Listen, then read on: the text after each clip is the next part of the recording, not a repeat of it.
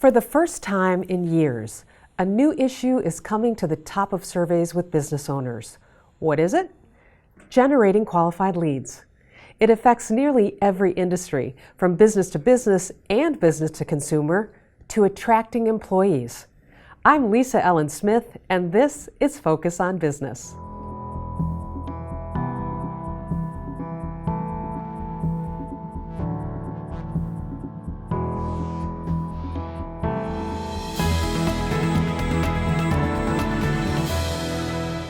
Hi, I'm Rob Fowler, CEO of the Small Business Association of Michigan, with a quick update on what's going on around the state. As usual these days, most of our attention is on the coronavirus and the impact on small business. This week, we're hoping for a movement to what is called Phase 5 before the 4th of July. The governor had indicated that we were on pace to do that. Some things happened throughout the country in some of the southern states and the western states, and actually some peaking of the coronavirus here in the state of Michigan in the Grand Rapids, Lansing, and Kalamazoo area really caused the governor to slow down on opening to Phase 5. So gyms, indoor gatherings, theaters not allowed yet in most of the state of Michigan. Actually, because of a story right here in mid-Michigan that got a lot of attention, an East Lansing bar, which 107 cases could be brought back to, the governor actually issued a new executive order 143, which closed bars. So a step backwards for small businesses that are in that business. Bars in this case are indoor facilities where 70% of the revenue comes from the sale of alcohol. And so those are required to be closed again. So a little bit of a step back. We'll keep our members informed about that as we go forward. Also this week, the administrator of the SBA, Jovita Carranza, was in Traverse City, and several small business owners were there and met with her. A couple of things interesting, lots of talk about the Paycheck Protection Program, the program that many small businesses in Michigan have taken advantage of. Some discussion about whether there would be blanket forgiveness for companies under a certain dollar amount. We're hoping for that. And also that there are about $130 billion unspent up from that of the $650 billion that was originally appropriated. What may happen with that, but really a focus continuing on using it for small business. A little nugget was that the SBA has processed more dollar loans in the last 3 months than in the entire history of the Small Business Administration. We're also watching, and in fact, Wednesday of this week, the Congress actually passed an extension of the Paycheck Protection Program to August the 8th. So it officially expired on June 30th. That left some companies still wanting. And so if you're still interested in the Paycheck Protection Program, you can find more information about it on our website at sbam.org. But that'll still be available until August the 8th. That's what's going on around the state of Michigan. Thanks for tuning in. Our guests today are Caleb Williams, Marketing and Innovation Manager of Two Men in a Truck, Heather Smith, Director of Engineering for Michigan Concrete and Marketing Director for Michigan Construction, and Paul Zelensky, Senior Vice President and Associate Dean of WMU Cooley Law School. Thanks for being here today. The reason that I wanted to do this show is because I happen to be part of the Small Business Association of Michigan's Leadership Council, and we have a conference every year where the SBM surveys the business owners to find out what are their top priorities, concerns, and challenges. And for the first time in all of the years that I've been involved with SBM, generating qualified leads was in the top 3 of that list. So it's always been retention and recruitment and things like that, access to capital. So it's the first time we're seeing it, and I think that there's a good reason why, which is why I invited you guys on the show. Let's talk about that shift. It's been significant for me. I've been in higher ed for a number of years, and I have vivid memories of the state issuing me a station wagon to load it up, put a bunch of brochures in, and I would travel around the state of New York until my station wagon was empty. And that's how you would go out to your potential leads and try to convince them that you were the right institution for them to invest all their money and time to get their degree. And then, of course, being around for a while, the internet just changed everything. And then we had to adjust in web pages and websites, and then it became the ability to track people a little bit differently than we were previously. So everything that was done, frankly, on paper was now being done digitally. And then as we move forward, we needed to get more sophisticated if we were going to be competitive in the market. And we were, so we turned to direct mail marketing, all those kinds of things, kind of the tweeners. And now that we're in the digital age, it's been a time for us of really reconfiguring how we're interacting with our qualified leads that we think are out there. Being a national law school, we have to have a national and sometimes international approach to this, which is a challenging thing. We can't be traveling all around the world to create our leads anymore. So what the digital age has done for us is enabled us to get to places where we haven't been before.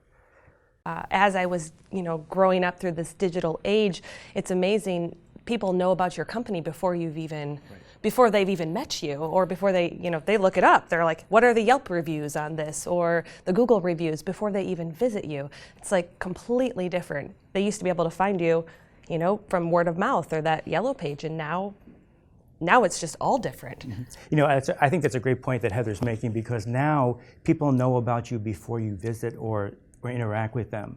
And so whether either you're confirming their beliefs about your organization or you're trying to clarify their beliefs about what your organization is about. What is consistent is the experience, the customer service we used to talk about. So my first job was in retail, and the thing that separated our office supply store from the next one down the road was customer service. And retail started struggling when they started cutting back to save money and increase profitability. Customers stopped coming in our store because the customer experience was terrible.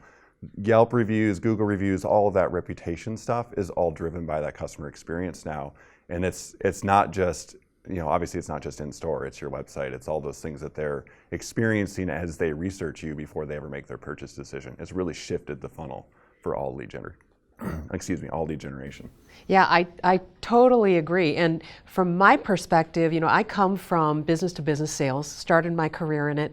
And at that point, a customer absolutely had to reach out to us to get pricing, to understand the details of what we were selling or the details of the marketplace. And because that's so time consuming, a customer might have shopped one or two or maybe three different vendors at that point. Today, Helpful is the new sales model. It's not, let's not tell them what the pricing is, let's not tell them how it works, let's not show them our process until they contact us. It's all there. If you are there and you're transparent and you're helpful, you might get that click through to your website.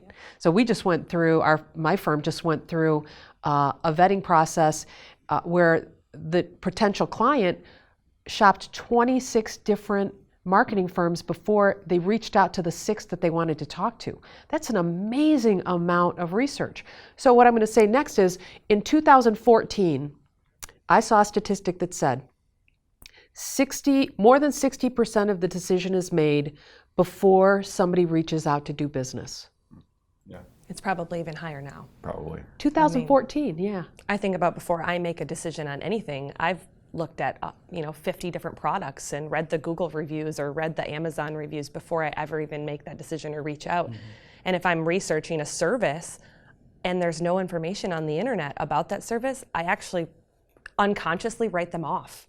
I'm like, well, they don't have their prices, they don't have anything, I'm just going to move on. And I just found also, I did a bunch of research for this new client, business to business reviews are even more important than business to consumer reviews. And that's not what business to business, I think people who own would think. Now, as marketers, we know that, but it's not necessarily the case. Let's talk about Google. Do we have to? Yeah, we do. Caleb, you're up. You're marketing and innovation right here. As I look at what Google's doing, they're trying to keep people staying on Google platforms. Right. So now think about it, it's not like the risk has become the risk isn't not providing the information on your website. It's sort of like, how do you let Google have enough without giving them control over your lead generation? So you have to play in the Google space. You can't not. It'd be like saying, I'm just going to not do social media for my business. But like you can't get away with that anymore. But how much control do you give Google? How much control do you give Facebook? How much of your content do you own? Because that keeps you connected with your customer. If we just if as a business, you just let Google run all of it and you put all of your eggs in their basket, they control your lead funnel, you don't. And you can't take that risk as a business. You know, in our industry, it's been real interesting because as higher ed evolved, or the lack of its evolvement, is that the Google ad buys and Facebook ad buys and things of that nature are relatively new in this industry.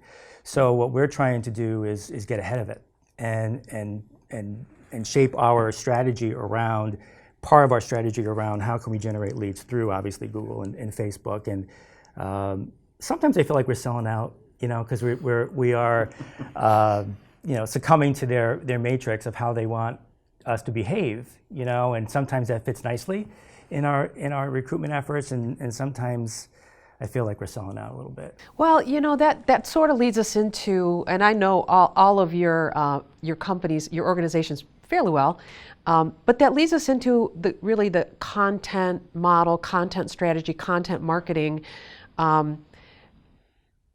I feel like there has been a really positive shift in some of this digital transformation that's happening and generating leads, in that Google has really responded to the market to offer up the most authentic and helpful information, which not every company back in 1985 was transparent and honest and authentic. And even when digital marketing started, a lot of keyword stuffing, and you know, if we all remember finding exactly what we thought was that perfect search on Google and going to that page and thinking, this doesn't address anything that I was hoping for. So content, it's important, and addressing that in a meaningful way. Yeah. I think back to like 10 years ago when we would be laying out trying to formulate our SEO strategy for a website, and there's all the shady stuff going on, the keyword stuff. You know, like we'd say,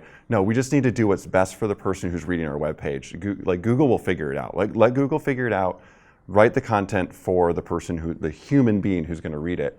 And I do love seeing that as Google has continued to do releases around SEO, around their algorithm for search, they've continued to enforce that as that being the direction that they want to go.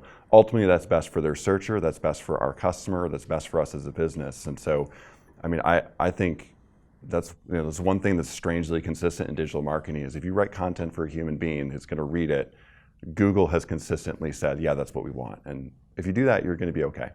Well, and I think the Google shift has caused businesses to really think about what their target markets are and about what the people that are looking for their business are hoping to accomplish. So I work for an association, 2 associations, and our main goals and objectives are education about our product, education. So we want to be the resource for those educational pieces, so people, when they're finding us, are searching for, what do I want to know about my product? What do I want to know about concrete? That's where I work.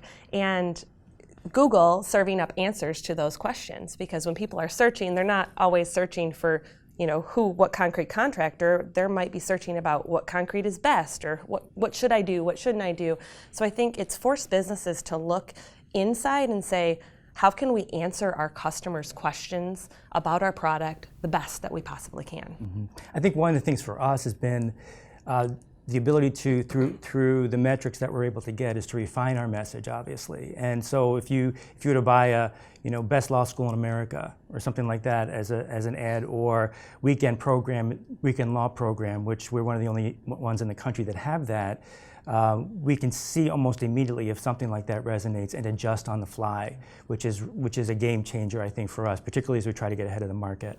Yeah, I think that speed is critical. So we talked about the speed of how fast people can research you. The speed of adjusting to what's happening in search results is, I mean, it's so much better than it used to be, and it just continues to get better. And now we start seeing that happen in other areas too. as targeting gets better, and that benefits us as marketers for sure. You know, the other thing it does, it verifies the work of your staff or not. Yeah. You know, so we have a number of recruiters that go all over the country and recruit, and they have these ideas of what works and what doesn't work. And what these metrics are able to do is to say, not so much, you know, and how we describe ourselves or how people latch on to what they're interested in, what our law school has to offer. It enables us to continually, even when we're going old school and going to them out into the community, it allows us to refine our message that way as well.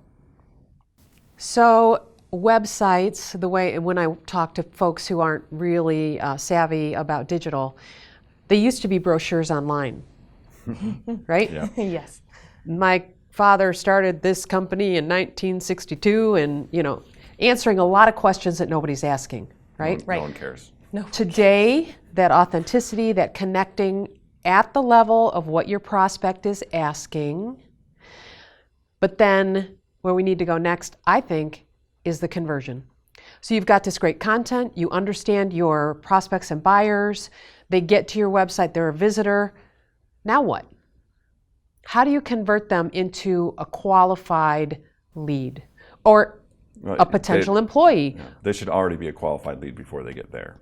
Good answer. Ooh. We're looking for qualified leads that come in to give to our contractor partners for workforce so that they can interview them. And I think all of your content has to lead to connection. Do you want to connect? That's where a lot of our content, connect with an employer today, apply now and connect. I feel like they want to know, because eventually if they want a job, they have to connect to an individual to talk to. So the marketing that has worked really well for us in generating qualified leads is using that word, connect with us. And that seems to be a real buzzword in that. Typically, a person nowadays will apply to 10 law schools as they are, kind of thinking about coming to law school. And so that narrows the funnel even more. And if we happen to be on that, through the application process on the 10, it's a very different approach because we're like zooming in and making sure that we're meeting their needs and to convert them into a person who actually attends class, right?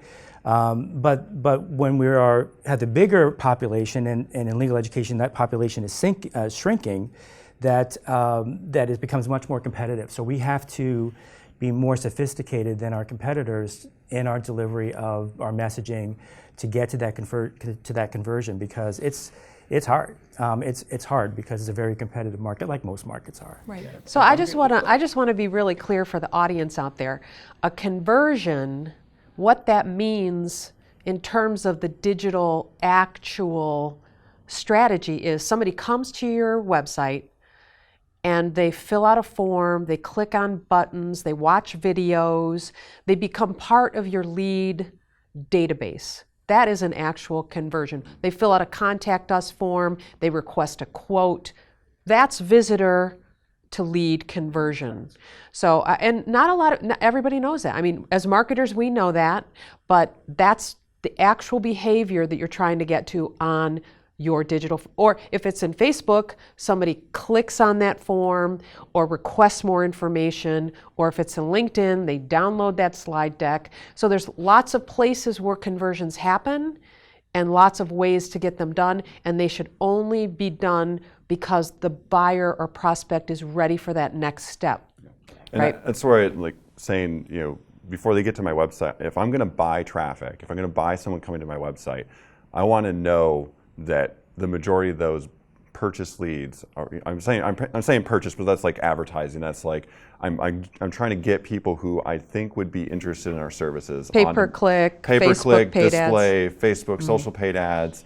I mean, you can even talk about brand awareness in that pile, like the way you target OTT, the way what stations you choose to run your, like it goes all the way to even the old quote unquote old school broadcast. OTT is over the top television. Yeah, so like that's like your streaming service ads. Yep. So if no matter where I place an ad, I want to know that it's in front of people that are likely going to be someone that would use my service. Otherwise, I'm wasting money. So I'm qualifying leads upstream. And once they get to my website, it's only a matter of, does my content solve their problem? The reason why they came to my problem is this. Usually for us, it's they need to move. Actually, that's pretty much the only reason they come to 2 Minute Truck. Move something. They need something to move. So does my content answer that question, solve that problem in a compelling way so that they will convert. But it's not just on our website page too. Like if they pick up the phone and call, if they text us, if they use our chat, our online chat, if they communicate through Facebook Messenger, all of those are conversions to us. And so yes, we're going out, we're meeting the customers where they are. When we advertise, we target them and we qualify them before they even have the opportunity to convert into a lead. Because sales staff is also limited. Like we're talking about employee challenges, sales staff is limited. They're already busy. Giving them someone that they're going to spend 15 minutes on the phone with that has no interest in our service, waste of everybody's time and money. Yep. Okay, let me clarify also one more thing. There's really two kinds of, there's probably more, but for the big buckets, there's paid lead generation, and then there is, what am I trying to say? Organic lead generation. Two different things, slightly different strategies there, right? Correct. Yeah. Our main strategy has been to provide offers on our website because as people are snooping around for law schools, they, and through the Google ad or the Facebook ad, they may find us in a number of other law schools. Like what kind of offer, Paul? Like we currently just have a new tuition calculator. We're lowering our tuition by 21% starting in the fall, which is significant. We want the world to know this. And so when we established that, we said, well, we want to get something interactive on our website, and there's this cool calculator that we're getting good success from. Great. That. Yeah. So have offers. This has been a really great conversation, and I so appreciate you all being here today. Thank you. Thanks.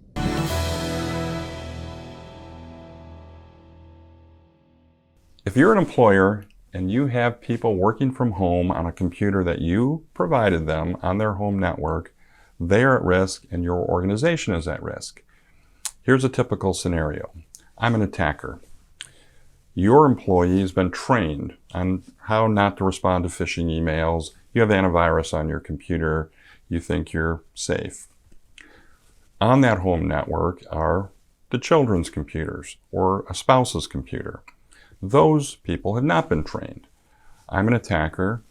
I go on your social media. I find your family members. I know what your kids' names are. I know what your spouse's name is. I phish them. I successfully phish them. They click. I get on their system. Now I'm on a home network that's not protected. There isn't a proper firewall. There isn't proper segregation between that work computer and those home computers. We saw this past week that Netgear, which is the major provider of internet devices, gateways for the home, many of their devices, nearly 100 devices in their lineup that now have a vulnerability. 2 weeks ago, there was exploit code posted on the internet. So anyone can go out there, find a device, get on your network. These are two scenarios that put you and your company at risk.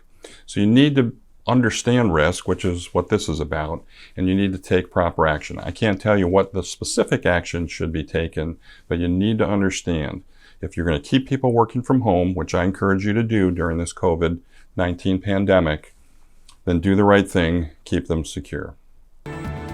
Focus on Tech, brought to you by Providence, making technology easier.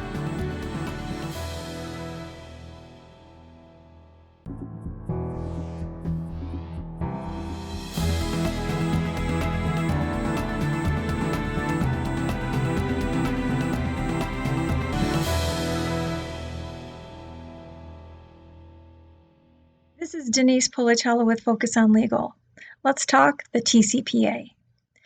Generating digital leads is no longer just a wise idea for your growing small business. In the age of the pandemic, it's become an absolute necessity and an integral part of your plan to retain your customers and grow your business even more. However, it is incredibly easy to run afoul of established consumer protection laws that could literally cripple your company. So if you're considering doing mass digital marketing, there are 4 letters you need to remember: TCPA. The Telephone Consumer Protection Act of 1991 was originally drafted to combat the growing number of unsolicited telemarketing calls of the age. Today, it's in full force and includes anything that is a robo or auto dial call or text, and requires the consumer's express written opt-in consent to be contacted in this manner for marketing purposes. Even though it's an incredibly useful tool, at $500 to $1,000 penalties per violation per call per number, the TCPA has caused massive class action lawsuits across the United States, resulting in settlements of the tens of millions of dollars. What's even more problematic is that the companies who are usually contracted to do this work for you have provisions that claim to be compliant with the TCPA, but also usually contain disclaimers disclaiming all liability from their violations of the TCPA. So if this third-party company who you have paid and upon who you are relying to do this mass marketing violates the TCPA, you as the business owner are left paying the price. Happily, there are two easy fixes that you can do as a business owner to make sure that you are as risk averse as possible against TCPA claims. The first is, of course, to have a qualified attorney thoroughly review any contract that you're considering signing for mass digital marketing purposes. This will ensure that you're not taking on any unknown or unwanted liability, and that you're also very aware of how this company is planning on collecting your customer data and maintaining TCPA compliance. However, in this circumstance, it's not a good idea just to rely on the compliance of that company, because you are still going to be held responsible as the business owner. It is on you, and it is up to you to make sure that all of your customers are very aware and has expressly signed off on being contacted in this manner. So I recommend a checkbox and a signature line on your website, or even at the bottom of your customer contracts. The language just must be very clear that the customer knows that they are opting in to be contacted in this way and that they can opt out anytime. The TCPA actually contains language that you can put right in your contracts. It is very important that you also keep an up-to-date TCPA list to make sure that you are purging that list of anybody who has contacted you who does not want to any longer be contacted through robo or auto dial or texting. You need to keep this up to date and immediately remove anybody who has contacted you to let you know they want off the list. So, digital marketing is here to stay. It will probably be a part of your business for the rest of your business life. But as long as you're TCPA compliant, and you need to make sure that you can market freely and grow your business digitally. And always remember to consult a qualified attorney. Focus on Law, brought to you by Policella and Associates, PLLC.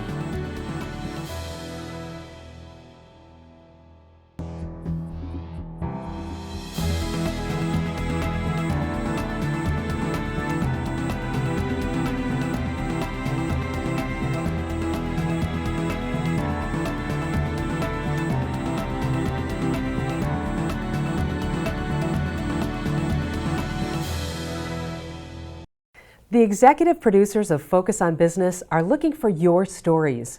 Stories from owners of established businesses that have come through amazing adversity, bucked the odds, found the next big thing.